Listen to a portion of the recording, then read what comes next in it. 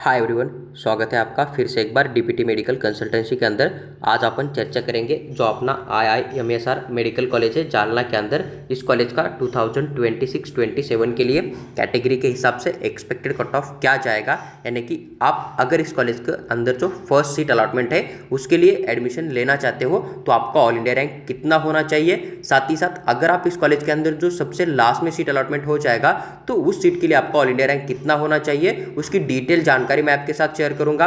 साथ ही साथ अगर आप इस कॉलेज को एडमिशन लेना चाहते हो और आपके पास ऑप्शन में बाकी भी कॉलेज है तो उस कंडीशन के अंदर आपको इस कॉलेज की जो जनरल इन्फॉर्मेशन है पूरी जानकारी शेयर करूंगा, हॉस्पिटल की इन्फॉर्मेशन भी शेयर करूंगा, ताकि आपको एक जनरल आइडिया मिले कि आपको यहाँ पर क्लिनिकल नॉलेज कितना दिया जाएगा। यानी कि आप जिस मेडिकल कॉलेज को एडमिशन के लिए चूज कर रहे हो तो वहाँ पर डेली ओपीडी कितना होता है, आईपीडी कितना होता है, साथ ही साथ वहाँ पर पीजी के लिए कोई एजुकेशन दिया जाता है नहीं दिया जाता है, हॉस्पिटल के अंदर कितने बेड्स प्रेजेंट है, पूरी डिटेल जानकारी हम इस छोटे वीडियो के अंदर देखने वाले। तो आप पूरा वीडियो देखो, आपका हर एक डाउट यहाँ पर क्लियर हो जाएगा। देखो, सबसे पहले अगर हम बात करें यहाँ पर इस कॉलेज के कोड के बारे में तो 1345 आपको यहाँ पर इस कॉलेज का कोड देखने को मिलेगा, जो कि आपको जब एडमिशन करने के लिए चॉइस फिलिंग करोगे तो वहाँ पर आपको फिल करना होता है ऑनलाइन महाराष्ट्र CET सेल की ऑफिशियल वेबसाइट के अंदर। उसके बाद अगर हम बात करें यहाँ पर इनटेक कैपेसिटी तो 150 आपको यहाँ पर टोटल सीट देखने को मिल जाएंगे। उसके बाद कॉलेज कब स्टार्ट हुआ था, 2013 यानी कि 2013 के अंदर आपको यहाँ पर MBBS को स्टार्ट होता हुआ नजर आ जाएगा।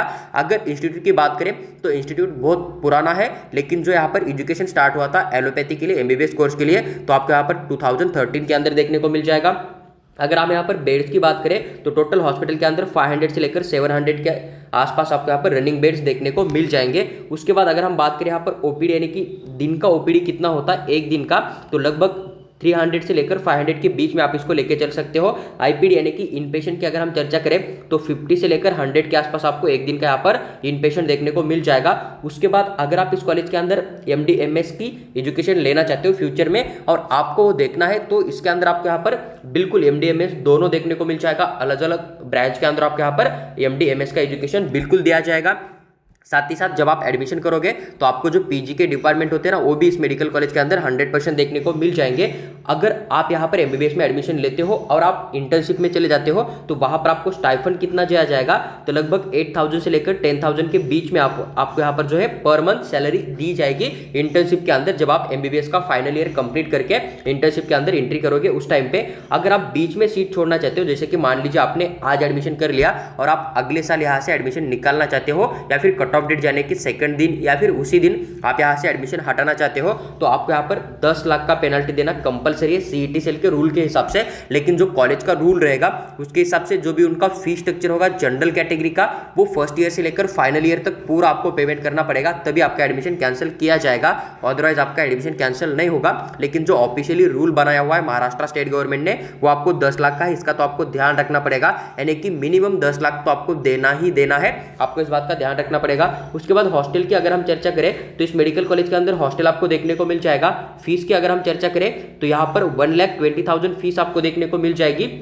इसके अंदर आपको दोनों चीजें मिलेगी, हॉस्टल भी होगा, साथ ही साथ यहाँ पर मेस का भी खाना आपको मिल जाएगा, यानी कि रहना और खाना दोनों आपको यहाँ पर 1,20,000 के अंदर दिया जाएगा। कॉलेज के फीस की अगर हम चर्चा करें तो कॉलेज का फीस जो होता है ना वो कैटेगरी के हिसाब से बॉयज के लिए अलग होता है, गर्ल्स के लिए अलग होता है और आपका जो इनकम होता है ना उसके हिसाब से अलग अलग होता है। अगर आपको अपने कैटेगरी के हिसाब से गर्ल्स बॉयज दोनों में से जिसके लिए भी फी स्ट्रक्चर की इन्फॉर्मेशन चाहिए तो आप अपनी कैटेगरी कमेंट कर दीजिएगा और अपना इनकम भी डाल दीजिएगा। हम आपको अपने कैटेगरी के हिसाब से कितनी फीस यहाँ पर एक साल के लिए पेमेंट करनी होगी उसकी जानकारी जरूर शेयर करेंगे। अगर बात करें यहाँ पर बच्चों ने इस कॉलेज को रेटिंग कितना दिया है तो 10 में से लगभग 8.5 रेटिंग्स इस कॉलेज को मिली है। मतलब जो बच्चे लास्ट 3 ईयर से उस कॉलेज के अंदर एजुकेशन ले रहे हैं उनके हिसाब से 10 में से 8.5 रेटिंग हम इसको दे सकते हैं। ये रेटिंग जो है ओवरऑल है, मतलब कॉलेज का इंफ्रास्ट्रक्चर हो गया, कॉलेज का टीचिंग स्टाफ हो गया, कॉलेज का मैनेजमेंट, साथ ही साथ जो कॉलेज के साथ में हॉस्पिटल बना हुआ है, कैंपस बना हुआ है, स्पोर्ट वगैरह होता है ना, तो सबको मिलाकर आपको रेटिंग्स यहाँ पर देखने को मिल जाएगी। देखो, अगर हम यहाँ बात करें यहाँ पर एक्सपेक्टेड कट ऑफ 2026 के लिए कितना जाता है तो मैं आपको कैटेगरी बताऊंगा।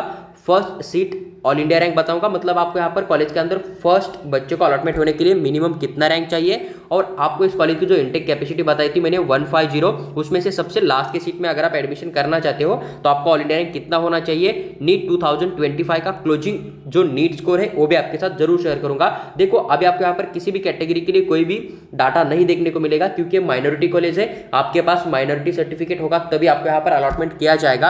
अदरवाइज अगर माइनॉरिटी के बच्चे अप्लाई नहीं करेंगे उसके बाद ही नॉर्मल कैटेगरी के बच्चों को यहाँ पर सीट अलॉटमेंट किया जाता है, इसका भी आपको ध्यान रखना पड़ेगा।